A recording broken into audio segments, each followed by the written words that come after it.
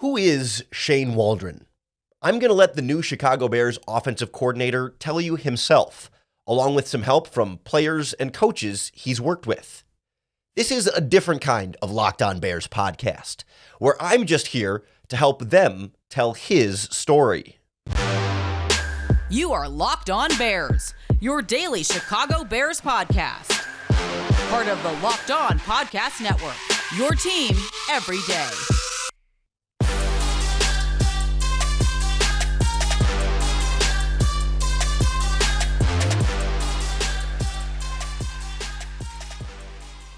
This is Locked On Bears, and I'm your host, Lauren Cox. I'm here to bring you your daily, in-depth Chicago Bears news and analysis. You can follow me on Twitter at CoxSports1. You can follow the podcast on Twitter at Locked On Bears. You can find Locked On Bears on all of your favorite social media platforms, including the Locked On Bears YouTube channel, where you can keep up with all of our video podcasts as well. Thanks for making Locked On Bears your first listen today. We're part of the Locked On Podcast Network, your team every day. Today's episode is brought to you by FanDuel. Make every moment more. Right now, new customers get $150 in bonus bets with any winning $5 bet. That's an extra $150 if your bet wins. Visit FanDuel.com/LockedOn to get started. On the show today, we're going on a journey together to get to know Shane Waldron. Since the Chicago Bears announced his hire last month, we've heard plenty of outside perspectives from analysts and media that cover the Seattle Seahawks. But today, I want to go inside Waldron's offense and learn more about him from the people closest to him. Along the way, we'll learn how Sean McVay helped shape Waldron's offense in Seattle. Shane's putting his own spin on it, but there's some elements of some things that would look familiar to you guys. We'll learn how Waldron helped resurrect the career of Geno Smith. When Shane says something to Geno, he's not doubting it. He's just going with it. We'll find out why Pete Carroll called Waldron out and demanded better from his offensive coordinator. We got to make sure that we're maximizing that. I feel like we're not. And by the end, you'll understand why Waldron is exactly what Matt Eberflus was looking for in his next offensive coordinator. You have to be able to have the innovation. The Seattle Seahawks hired Shane Waldron in 2021 to replace Brian Schottenheimer, who had led a top 10 scoring offense in Seattle over the last 3 seasons and helped them hit double-digit wins and make the playoffs in each of those 3 years. They were big shoes to fill, but because of some philosophical differences with Pete Carroll and Russell Wilson, the Seahawks needed a new voice to lead their offense. In comes one of Sean McVay's brightest young assistants from the Los Angeles Rams. Shane Waldron knew he didn't need to come in and overhaul the entire offense in Seattle, but he had to make it his own and stick to what he knew worked in LA. I have a core set of beliefs that I'm going to stick to, but we're going to build this thing together. And I think that, the one thing with Russell and with the rest of the players that are on this team, they have a great foundation and have won a lot of football games together. So will there be parts of stuff that carries over? Absolutely. Because there's been some great things that they've done in the past. But for me, I'm really more worried about 2021. And, there's a lot of things in the past that we all learn from. And I think we grow from those experiences. But really everything moving forward is going to be all about this year and how this group of players fits together, how this group of coaches fit together, and how we can attack that with that competitive mindset. So as Waldron takes over as the Chicago Bears offensive coordinator, you can expect a similar approach. The Bears were one of the best rushing teams in the NFL over the last 2 seasons. Waldron can't ignore that. He's going to carry over some of the things that worked well for Khalil Herbert, for Cole Kmet, for DJ Moore, but you can be sure it'll be a different looking offense this year than it was under Luke Getsy. But it'll also look different than what the offense looked like in Seattle last year. Because at the core of Shane Waldron's offense, it's more about the players than the plays. Our offensive philosophy, we're going to be a balanced offense that's going to have that ability to create explosive plays with that attacking mindset.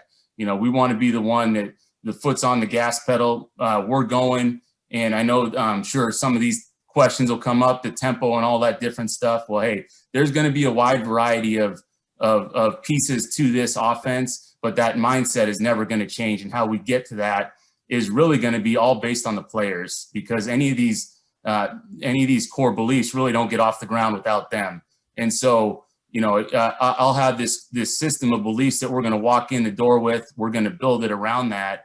And then the players are going to make that system come to life. And what the final product's going to look like, that's not going to be determined until that opening game where, hey, these are the guys and this is how the puzzle pieces fit together. And shoot, there's a lot of guys that I'm excited to get to work with. Shane Waldron's system is most prominently shaped by Sean McVay. Keep in mind, Waldron also coached under Bill Belichick and Josh McDaniels on the New England Patriots, and he did spend some time in various college offenses in between.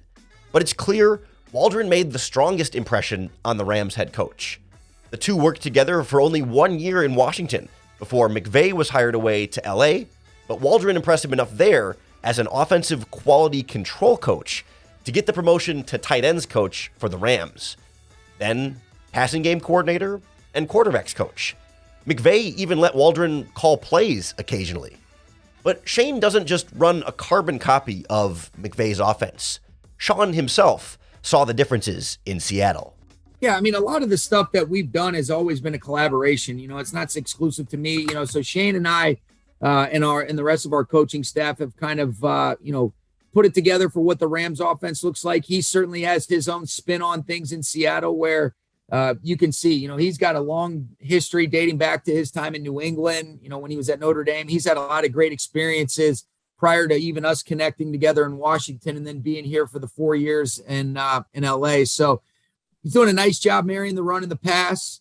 You can see they've gotten some good play action shots going. They've done a nice job of being able to get Metcalf and Lockett involved in a variety of ways. But he's also, like any good coach does, let's tailor the system to our players' skill sets. And always starts with Russell. I think he's doing a nice job. And Russell's obviously made some outstanding plays, but getting Lockett, Metcalf, those guys involved. Swain's made his plays. And then you can see Carson is a dynamic playmaker. And when prior to last week when he was missing, Gerald had done some good things, as has Disley. So they've got a lot of playmakers, but I think it's Shane's putting his own spin on it. But there's some elements of some things that would look familiar to you guys.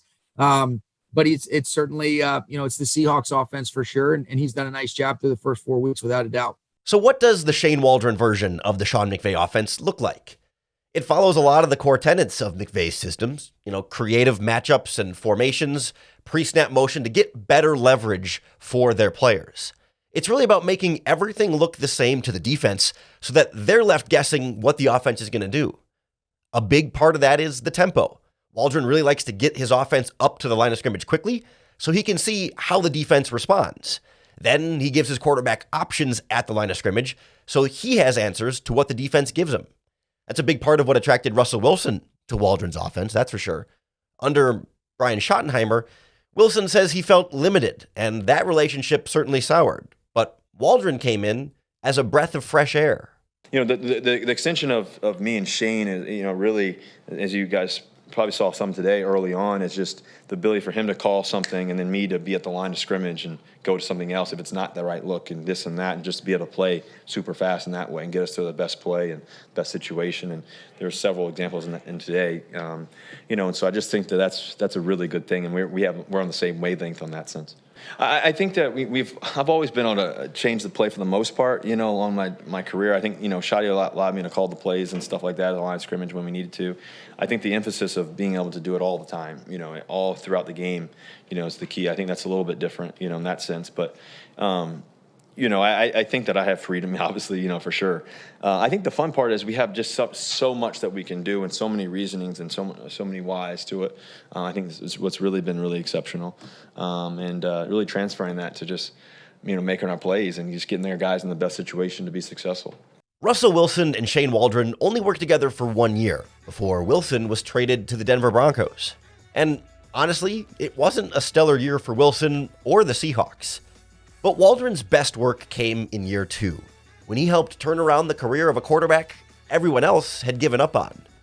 Coming up next, we'll hear the story of Geno Smith and what Shane Waldron did to unlock his full potential. This episode of Locked On Bears is brought to you by our friends at DoorDash. DoorDash went all out for the big game on Sunday and DoorDashed stuff from every single ad to one lucky winner. We're talking cars, snacks, even tax software. They had that long promo code you had to enter in the contest to win from DoorDash. It was a lot of fun. And, even if you weren't the winner of all the big stuff, DoorDash is still able to bring all of your everyday needs right to your home and deliver goodies just for you, from restaurants and groceries to flowers and gifts. So the next time you're running low on dinner ideas, pet supplies, or just time, you can get so much more than you realize delivered. Whatever watch party or anything party you've got coming up, get it delivered with DoorDash. Football season may be over, but we're in the thick of basketball games, the school year, and let's face it, winter. I can think of a million reasons every day to order DoorDash. So hop on the app and make your day a little easier. Get dinner for tonight, groceries for the week, or maybe a consolation prize for your sad 49ers fan friends, all on DoorDash. DoorDash, your door to more. Head to the DoorDash app to get everything you need delivered. It's no secret, Shane Waldron rose to prominence for the work he did with Geno Smith. Waldron was the guy who got 4,000 yards and 30 touchdowns out of a quarterback who looked destined to finish his career as a journeyman backup, making near league minimum. But when they started working together in 2022, Geno Smith led the league in completion percentage, he made his first Pro Bowl, and he really looked like the quarterback the New York Jets thought they were getting with a second-round pick back in 2013. He came a long way from flaming out in New York as an NFL draft bust, bouncing around the league before quietly landing with the Seahawks to compete with Paxton Lynch to be the number 2 quarterback behind Russell Wilson. But one day, his patience pays off. Wilson forces his way out of Seattle, and in comes Drew Lock.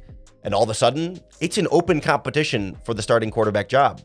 Geno Smith emerges as QB1. He beats the Denver Broncos in week 1, and he delivered that famous quote after that win: "They wrote me off, I didn't write back." But Shane Waldron wrote back. And that's really the key here. The key to unlocking Geno Smith. It started with belief and trust. Waldron believed in Geno Smith when seemingly every other team didn't. And he got Geno to believe in him and the offense. Then it was about putting Geno in position to succeed on the field. Remember the tempo and control that Russell Wilson talked about earlier? Waldron made Smith get to the line of scrimmage quickly because the offensive coordinator can keep talking to the quarterback on the headset up until the 15-second mark on the play clock. So they could communicate what they were seeing from the defense and help Geno find all the right answers from the sideline. Pete Carroll saw all this come together. He was the one who first believed in Smith and paired him with Shane Waldron so that the two of them could get the best out of each other. Putting it together with Shane's communication. Shane, he's getting everything he can get out of Shane. That's a really important part of it. Shane helps him all the way through to the 15-second point because they're not helping him. They're just communicating to get it done. And there's this conversation that goes on, and so they work it out. And Geno's taking advantage of all of that. If you notice, Geno's going off the wristband, and that's a big help. It's smoothed things out, sped things up, cleaned things up, and that's part of it too. And we never did that before. There was resistance to that, so we didn't do that before. But all of those elements together, and then let's go back to the trust word again. When Shane says something to Geno, he's not doubting it. He's just going with it. And so there's a real immediate flow, and that accelerates all the process.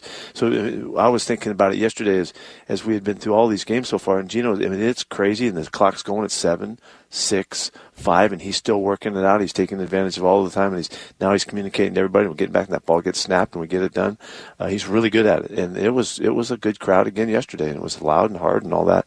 And he's functioning really comfortably, regardless of what the circumstances are. The partnership with Shane Waldron helped Geno Smith win Comeback Player of the Year in 2022. He almost looked like a different quarterback. The Seattle Seahawks had lucked into their quarterback solution in the post-Russell Wilson era. He was their Cinderella story, and everyone's dreams had come true. But they didn't live happily ever after. Geno Smith didn't turn back into a pumpkin in 2023.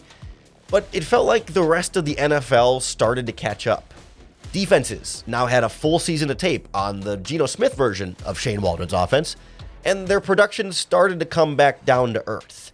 They had fewer big plays, less consistency, and it became a problem for Pete Carroll. He publicly called out his offense and said plainly that they needed to run the ball more. He didn't put the blame solely on his offensive coordinator, but Carroll's comments really pointed to disconnects with the OC throughout the offensive struggles in 2023. I want to make sure that we're maximizing the personalities, and make sure that we're using our guys as well as we can use them. And that's a focus for us. Make sure that we're choosing the best routes for the guys that we have unique talents, and we got to make sure that we're maximizing that. I feel like we're not seeing stuff. You saw the playmaking of Jackson again last night, and he continues to show stuff that separates him from others, and we just need to give him more chances. We've got guys, in different areas of our game that can do stuff, I think, better. Our tight ends could be used better than we've used them in the last couple of weeks, and so we need to get that going again. And we have some real positives.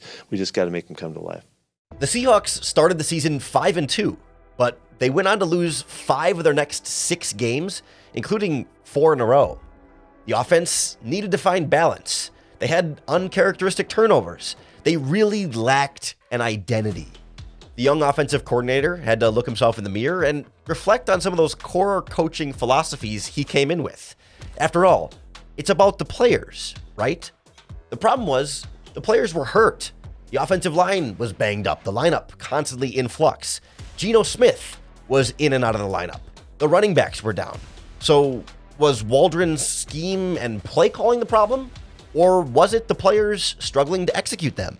In terms of that, like the number of runs per game is always going to be predicated upon, how the drives go, how everything's going. And so we know in a perfect scenario, especially if you're in the lead in the game where you get a chance to get more runs going in the fourth quarter, there's also chances throughout the course of the game in those first, second down scenarios, and then mixing and matching them in the in some of the situational football right there. And so for us, again, it'll always be about being efficient on first and second down, and the more times we can do that and the more that we can execute on third down, the more balanced our final numbers in the run game each week will be. And I think this past week was indicative of some struggles on third down, where you get behind the chains, and then late in the game when you're down a couple scores, throwing those numbers off. So we're always going to be striving for that balance and really coming back to that execution on first and second down and playing consistent football for 4 quarters. After that 4-game losing streak, the Seattle Seahawks buckled down. Waldron adjusted. They got back to fundamentals. They took better care of the football. They also got healthier. And over the final 4 games of the season, the Seahawks orchestrated 3 separate fourth-quarter game-winning comeback drives. The offense wasn't totally fixed, but Waldron found ways to get it done. He's a young offensive coordinator. He's still learning. He's still growing. And he's not married to doing things a certain way. It's not his way or the highway. You can really see that in his approach to creativity, innovation, and specifically analytics. He's an aggressive offensive coordinator, for sure. He's a pass-first guy. He knows what the numbers say. But Waldron is also smart enough to balance that with some of the core football concepts that'll always be successful. Like anything, this game's always evolving, right? And you always have to have that ability as a coach to adapt to new technologies, new ways of looking at things, and always approaching that with an open mind. And my philosophy with the analytical approach is that I think there's some great things that have really opened up our eyes as coaches as to what some approaches can be in different scenarios. But I also think there is in certain scenarios within the game, there's that great balance of what do the analytics potentially tell you to do in that situation versus also what's the feel in the game and what are the variables that have changed from a personnel standpoint within the game that might lead you to some different decisions, whether it's a chance on 4th down to go for it. To me, I just think there's always a collaboration on those decisions. And I love using the analytics as the starting point and then be able to make smart, sound decisions based on the flow of a football game. It's that balance between old school and new school that endears someone like Shane Waldron to both older coaches like Pete Carroll and younger coaches like Sean McVay. He can be the free-thinking innovator under a McVay, and he can respect the traditional ways of doing things under a coach like Carroll. That's what put him over the top for someone like Matt Eberflus in Chicago, and it's a big part of why Waldron is here. Up next, we'll hear from the Bears head coach about what they're looking for from their offensive coordinator and how Shane Waldron fits that. This episode of Locked On Bears is brought to you by our friends at FanDuel Sportsbook, America's #1 sportsbook. Just because the football season is over doesn't mean the fun stops at FanDuel, because right now, new customers will get $150 in bonus bets with any winning $5 bet. It's $150 added to your account on top of your winnings if that $5 bet hits. So basketball season, well underway. Baseball right around the corner. You've got hockey going on right now. Soccer, tennis, boxing, you name it. They've got it all at FanDuel, including NFL draft prop bets coming up, free agency bets right around the corner as well. So now's a great time to get in on the action and claim your $150 in bonus bucks. Just visit FanDuel.com/lockedon and shoot your shot. FanDuel, an official sportsbook partner of the NFL and NBA. The Chicago Bears hired Shane Waldron to replace Luke Getsy, who technically is connected to the Sean McVay coaching tree via Matt LaFleur. Getsy obviously had a more varied coaching background before working with LaFleur, but he still tried to run that same style of offense in Chicago. So Shane Waldron comes here not to completely revamp the whole Bears offense and install something completely brand new. For Matt Eberflus, it's about getting more out of what the Chicago Bears already have and what they're still going to add this offseason. Obviously you want to have somebody that's a great teacher. I think that's important because, he has to coach the coaches to coach the position. And I think that's the #1 trait of any great coach.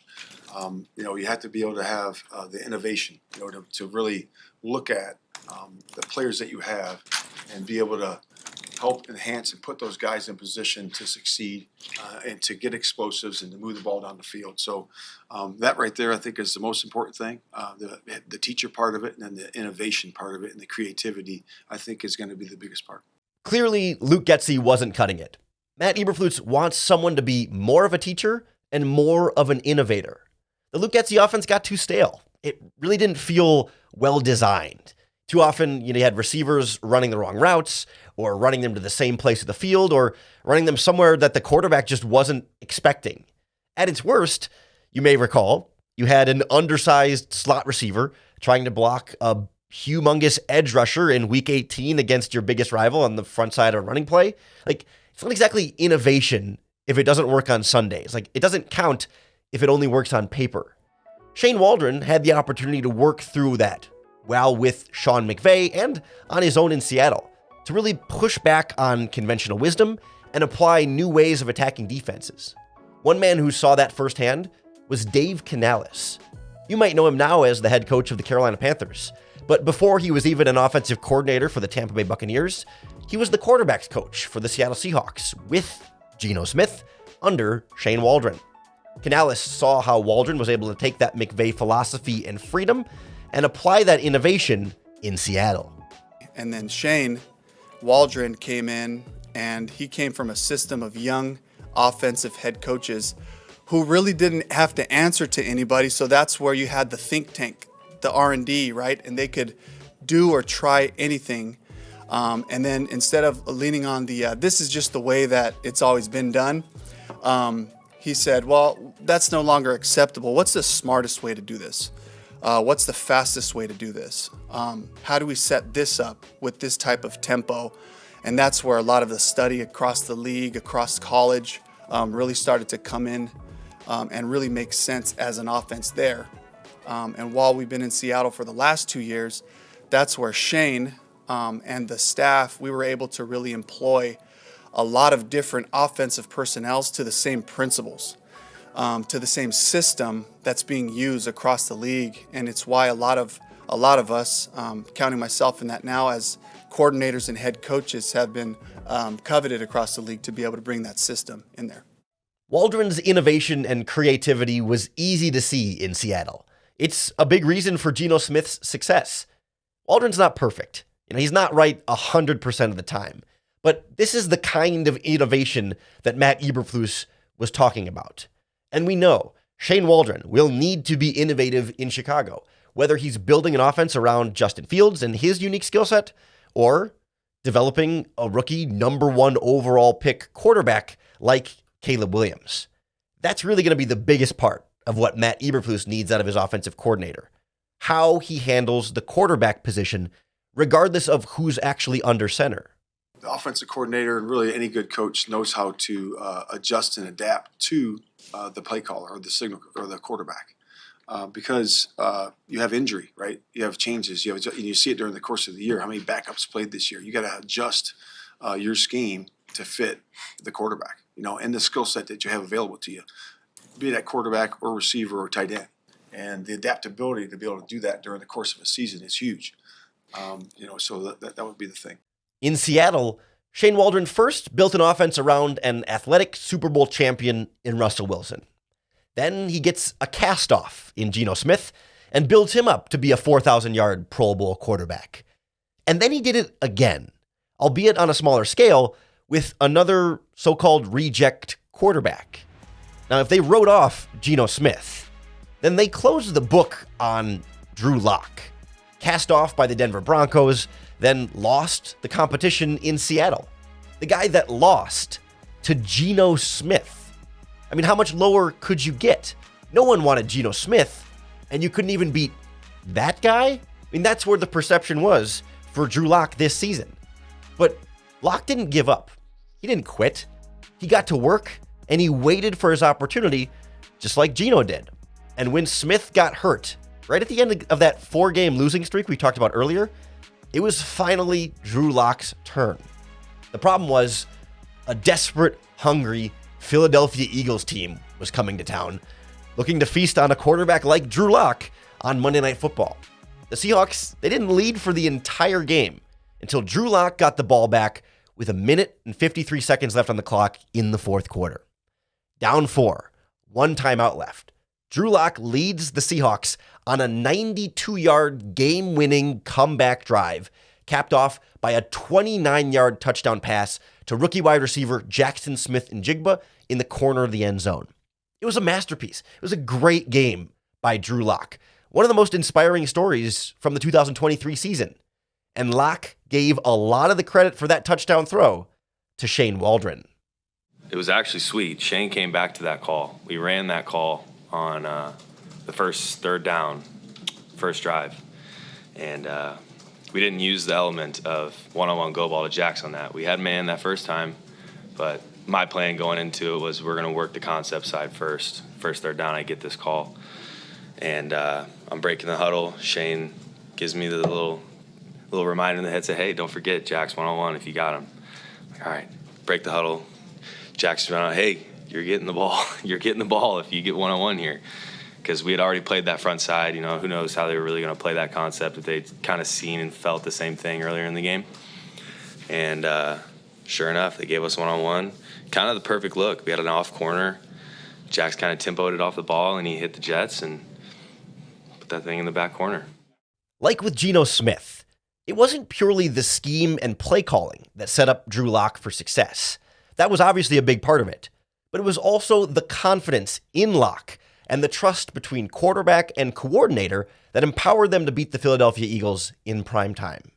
Waldron has shown he can adapt his offense to different quarterbacks, arguably inferior quarterbacks. He helps them with that tempo, being in the headset and giving him that freedom at the line of scrimmage. Waldron gets creative. He's open-minded. He puts the players first. That's what the Chicago Bears want in their offensive coordinator. Now, Shane Waldron also has flaws. The Seahawks offense struggled far too often, especially in third downs and in the red zone. They abandoned the running game too much. There just wasn't enough consistency, especially in 2023. He's going to need to answer for those things, especially once he's formally introduced as the Chicago Bears offensive coordinator. But when he is, you're going to hear a lot of what you want to hear from your offensive coordinator. We need to make sure that the offense we see on the field this season matches what Shane Waldron says. Will he walk the walk in Chicago the way we'll hear him talk the talk? Because he's going to be in charge of either developing the number 1 overall pick in this draft to be the future of the Chicago Bears franchise, or he's going to be in charge of developing Justin Fields and trying to get the most out of a quarterback who we still feel like hasn't tapped into all of his potential yet.